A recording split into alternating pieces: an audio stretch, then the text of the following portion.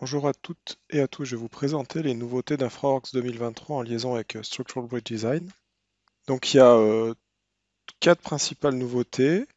Une qui est en fait on peut se passer maintenant de l'extension pour aller d'InfraWorks à Inventor, intégré by design on va dire. Et l'avantage c'est que du coup on peut mettre à jour facilement dès qu'on a mis à jour le modèle Inventor, il sera tout de suite uploadé sur InfraWorks.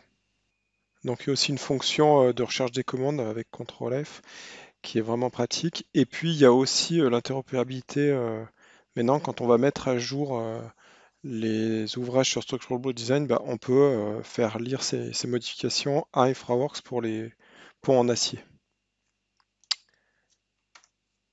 Donc commençons par la productivité et pour la conception. Donc si vous voulez maintenant en fait vous n'avez pas besoin de gabarit spécifique ou après d'avoir un plugin. En fait, vous dessinez votre pièce Inventor en IPT, vous associez les bons paramètres et directement, en fait, ça sera lu par un Inventor. De même, si vous modifiez cette pièce, en fait, bah après, vous aurez juste à faire une mise à jour du style et ça sera mis à jour. Donc, je vous propose de regarder une petite vidéo. Donc, on va regarder la nouvelle fonctionnalité. Donc, si on vient ici et qu'on prend la pile, voilà, voilà, c'est vraiment une pile simple. Donc le nouveau workflow, en fait, pour modifier ça, c'est ici dans la palette de données. On va venir ici sur modèle paramétrique, pont, des piles. Donc ce que je vais faire, je vais la copier. Hop, je vais la copier. Voilà. Donc du coup, maintenant, elle est ici. Et donc ici, je peux venir faire modifier. Voilà. Donc là, je vais faire afficher dans l'explorateur. Et donc, je vais venir la modifier avec Inventor. Voilà. Et donc, c'est l'IPT ici. Tac. Donc, ici, ce qu'on va faire, je prends mon navigateur de modèle. Donc, ici, par exemple, j'ai mon extrusion. Donc, je vais venir ici, par exemple, et on va faire des congés. Donc, on va l'appeler rayon.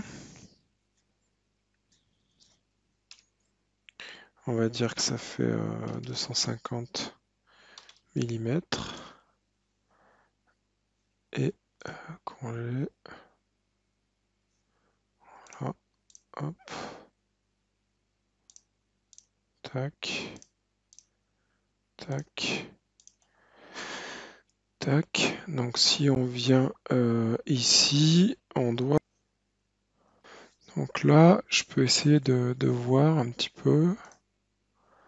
Si rayon, je le passe à 400. Voilà, ça change bien tous les rayons. Voilà, ce qui sera la même chose. Enregistrer, enregistrer sous Geom, on va l'appeler 3. Voilà. Je vais revenir ici, d'accord. Donc je vais venir ici dans ma palette de style. Et où avant j'avais un petit add-on pour faire les imports-exports. Voilà. Ici je vais venir ouvrir. Je vais venir reprendre le chemin.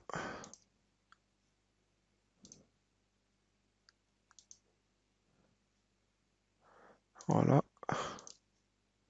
3. Donc bon, là c'était déjà une création, donc ça me l'a repris. Sinon j'aurais pu le créer de 0. Ici taille des composants, on voit rayon. Alors ici je vais l'appeler pile 1. Voilà. Tac. Et je veux bien que rayon, allez, je vais pas le mettre dans général, je vais le mettre dans détail. Voilà, tac. Voilà, ok. Du coup, j'ai, et donc maintenant ici, dans ma bibliothèque, j'ai ma pile 1, Géome 3, voilà. Et je vais l'appliquer. Ici, je vois mes rayons. Dans détail, vous voyez, ici, je peux modifier, allez, 0,3, mon élément. D'accord? Si tout d'un coup, en fait, je veux faire un trou, Voilà, je vais par exemple revenir ici. Je vais venir ici. Je vais créer une esquisse en 2D. Voilà, par exemple, je vais positionner pour être implicitement au milieu. Voilà, là, entre Revit et Inventor, c'est inversé. Bon, on peut le changer dans les propriétés. Voilà. Et du coup, ici, on va positionner un cercle. Je vais mettre 500. Voilà. Terminé. Et puis là, et du coup, je vais faire un perçage qui débouche. Et je vais l'appeler D15.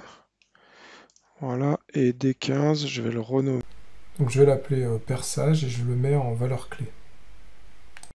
perçage, sans la CCDI. Voilà. Et donc là, ce que je fais est perçage, je vais le mettre qui fait quand même, on va dire 1 mètre. Voilà. Tac. Et là, vous voyez, j'enregistre. Je reviens sur InfraWorks. Ici, je reviens prendre Geom 3. Et j'ai rien à faire en fait. Ici, je vais faire recharger, mettre à jour ce style. Donc là, si vous voulez, on voit bien.